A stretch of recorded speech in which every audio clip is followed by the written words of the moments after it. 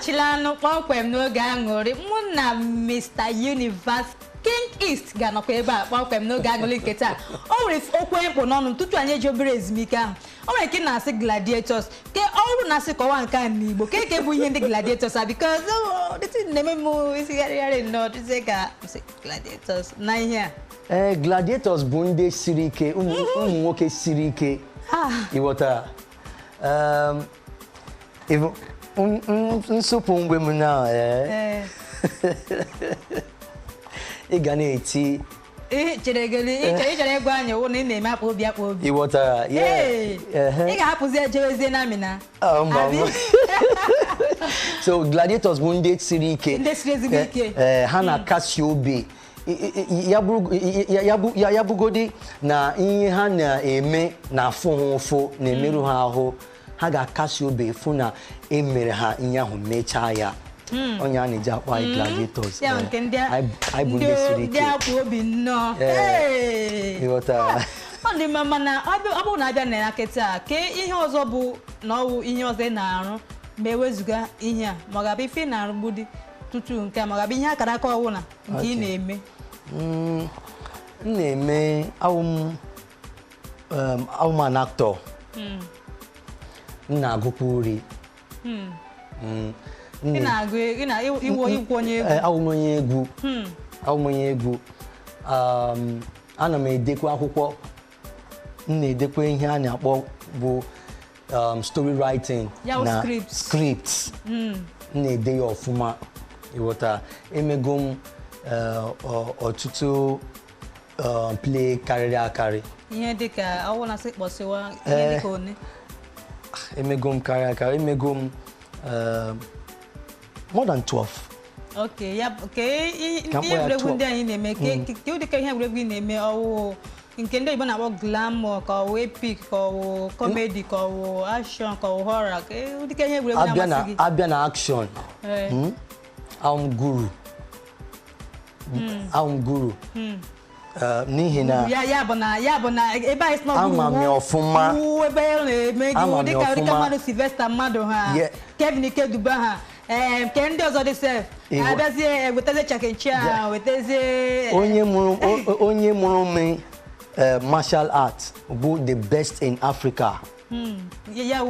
Aha ya bụ Jelio Uche and ya bụ the best action film director enwere na obodo Nigeria. Yes. Ga Google ya na bụ my director mụrụ action. Eribe m hụ action film director dịka ya. Ya bụ na onye nke awụ dịka onye nke na-akpọ role model gị. My role model na action film ịghọta nọ na obodo a. Ịghọta abịa na glamour anụ m ya. Abịa na epic anụ m ya. Epic mere about I think 2 years ago. Nwetara m award from Italy as the best actor na that movie.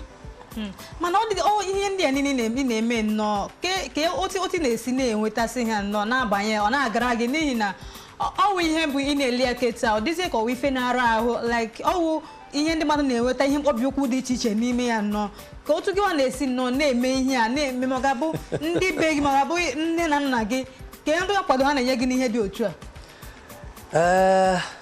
Ịma ọtụtụ nne na nna na-achọ ka ụmụ ha gaa akwụkwọ pụta ha gụcha akwụkwọ ha gaa bido rụmọrụ na companies. Mana enwetụrụ m nsogbu ntakịrị with mpam n'oge ahụ.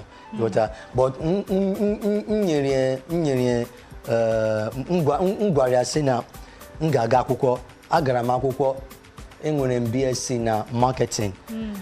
So but m gwara mpam sị na m ga-arụpụ ọrụ na company ihe m chọrọ ime bụ entertainment.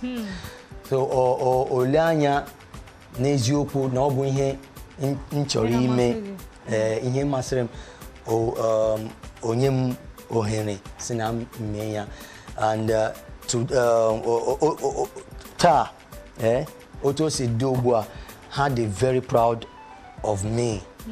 Mom they very proud of me and Nnam they very my entire family had it proud of me. It was gile anya eba ihe wa hu meru na otu film mmiri ana akpọ the film ana akpọ the film Sarafina Nightmare. Okay, Sarafina Nightmare. Yes, Sarafina's Nightmare. Ihe bụ nga numero ahụ a. The ilekwa anya ebe a emerukwara m ahụ or an action movie or dịrị easy. Iwota ị ga-abụ gị chọọ ime action movie ị ga-abụ onye man about action. You got just action movie the different from glamour.